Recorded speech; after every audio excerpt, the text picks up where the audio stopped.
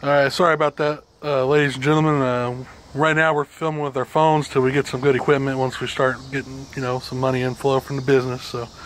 But memory ran out, so we switched over phones. I bring up to speed. What I did was 2.5 cups of flour, 2 cups of wheat bran, 5 pounds of millet. I added the flavor to the Cairo syrup. And you want to kind of give this a good shaking for this flavor can disperse through the Cairo, and look unusual color. It'll be the color of your flavor. Yeah, and Cairo is just a light corn syrup. Right now we have the generic, has a little more sugar in it. You just want to pour it in there like so, you know what I mean? You see that bright green color? That's going to create a nice slick in the water column, attract the carp, disperse through all levels. And carp are going to see that. It's going to look different than the other stuff on the bottom. And that scent trail, that'll just attract all the carp in the immediate area. And got yourself a good feeding frenzy. Like I said, this is a new flavor we're working on, and just look how bright green that is, and that's not even the actual flavor. We just added a little bit. That's not the whole bottle of flavor, that's just a little bit of flavor added to the corn syrup. So this does get sticky, but once again, you want to try to mix it, and you can add flavor to it, which I will. I'm just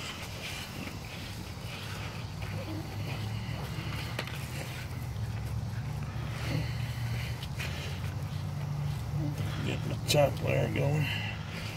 Yep. And when you're mixing these baits, these carp baits, especially millet, and like even the rice he showed, if you think it's too wet, you can always add a little bit of flour. But I recommend not waiting, because what'll happen is when you add the liquid, it'll look like a lot of liquid, but the grains, like the millet, will absorb that, and they'll swell up, and that's why you wait overnight. You allow them to absorb all the moisture into the grains and swell those grains up. Not only does it make the bait larger, you get more volume out of it, but when the grains swell up like that, it's a lot easier on the carp too. It helps them digest it better, and it's a lot easier for them to pick up when they're feeding.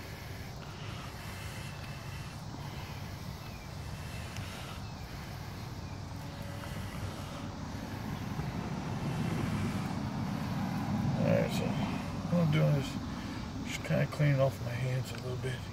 It gets real sticky, hard to maneuver. So shake the flavor up.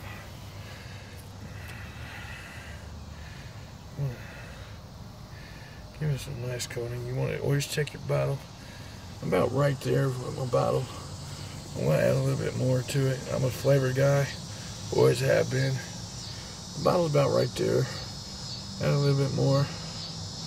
The bottle's here, so that should be good. About 2/3 of the bottle, what he likes to do.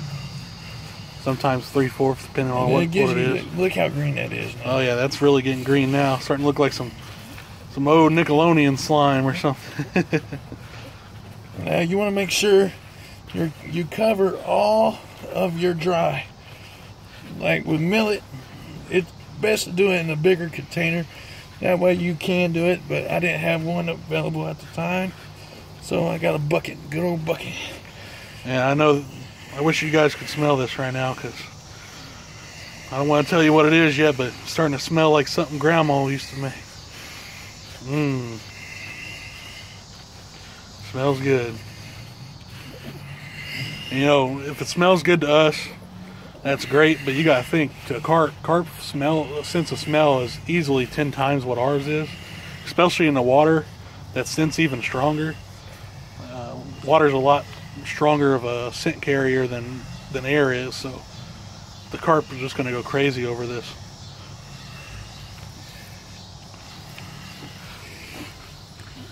This is what happens when you make millet angry. It hawks out. So what I'm doing is I'm just turning this, getting all the dry mixed in. Yeah, you want to make sure and do this a lot. Be thorough, because you think you'll have it all and there'll be a little bit on the bottom. It always likes to stick in the bottom, especially around the edges of the bucket. And what'll happen is you think you'll have it all, and you start using it, and then you start getting to the bottom of your bait, because you're going to go through this fast. This is what Hawg Sauce is about. You're going to catch fish. When you get to the bottom of that bait, if you don't mix it thoroughly, you'll have these spots that don't have a lot of flavor, and they're hard. See all that he just pulled up just like that? And that won't pack right, and you won't get the good flavor concentration. I'm wasting a couple balls. That's why it's better to do it in a cooler or something like that. That way you won't put no waste. It all stays in your cooler and you mix it up. I just don't have one on me at this time. We moved in, do a lot of stuff about. Yeah. This is his new house right now, so still getting everything situated. You can just see how sticky it is. It just coats his fingers. And you might think that's just too sticky, but like I said earlier, once you give it some time, it'll absorb a lot of that, and those grains will swell up.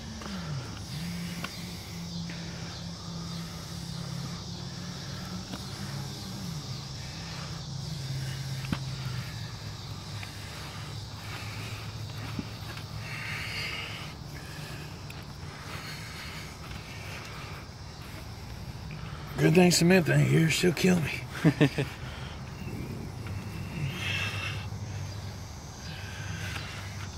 I want to clean up the porch. I don't know if you could tell already, but I'm gonna grab see if I can get a couple of these in my hand. Okay, there's some regular. There's a bag right there. Yeah, I'll do that. Here's the seeds to begin with. And if you just look at that, they've already started swelling up. They're already getting bigger than they were originally.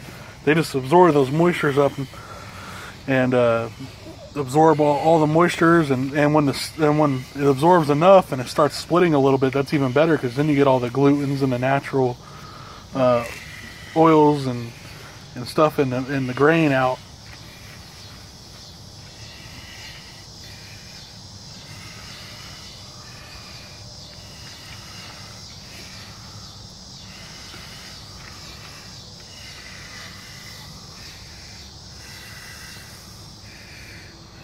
Look like I've been playing.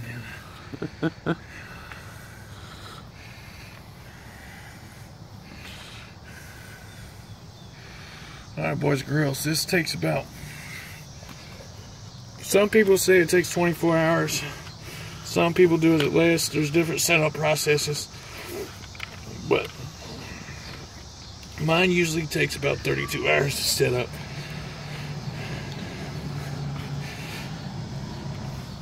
Once again, that depends on how much flavor you add. He likes to add a little bit more flavor Than what is necessary. Yeah, so if you're adding only about half a bottle, it might take 24 hours, but we got a little more in there.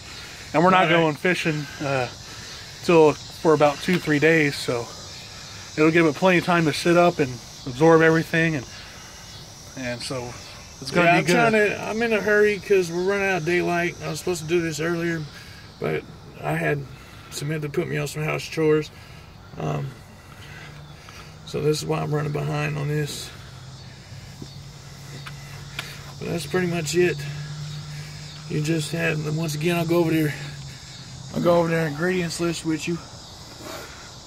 2 to 2.5 cups of all-purpose flour.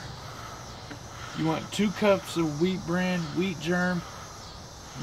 Wheat germ you can get from Walmart, Kroger, stuff like that. Wheat bran is a little more harder to get, but you can go to Tractor Supply, buy a 50-pound bag, or you can go to any feed store, a Glenn's Valley, Wondermaker Feed and Seed. You get it by the bag, 50-pound bag. I got the millet last year, and I still haven't put a dent in it. That wheat bran, like I said, I got 10 pounds for $5. It does wonders for baits.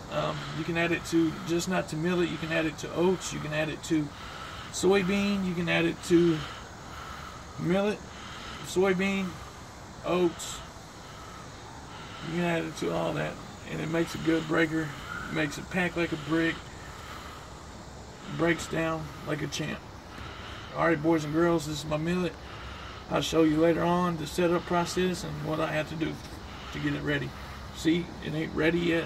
I mean, it takes time, but once you get ready, it won't stick to your hands as much. Yep. And I'll show you that process as well. All right, take it easy. Have a good night. See you later. Remember, Hawg Sauce keeps your lines running.